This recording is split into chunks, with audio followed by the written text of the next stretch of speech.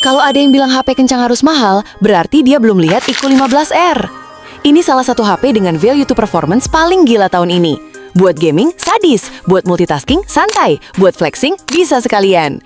Ditenagai Snapdragon 8 Gen 5 fabrikasi 3 nanometer, dipadu RAM 12/512 GB, plus UFS 4.1. Kombinasi ini bikin semua game rata kanan tanpa mikir panjang. Parahnya lagi, skor Antutu tembus 3 juta. Ini HP apa mesin benchmark berjalan? Desainnya juga keren banget. Sudah pakai bahan metal, jadi berasa premium pas digenggam. Layarnya pakai AMOLED 144 Hz dengan kecerahan sampai 5000 nits. Scrolling super mulus, gaming makin responsif, dan dipakai di luar ruangan tetap terang jelas. Ketahanannya juga serius. Sudah IP69, jadi kehujanan atau kena cipratan air masih santai. Baterainya juga brutal, 7600 mAh plus fast charging 100 watt. Dan yang paling bikin bahaya, dengan spek segini ternyata harganya masih sopan di telinga. Jadi kalau stok masih ada, mending jangan lama-lama mikir. Takutnya yang habis duluan bukan baterainya, tapi stoknya. Menurut kalian, IQ 15R ini layak disebut HP terbaik tahun ini nggak? Tulis pendapat kalian di kolom komentar ya.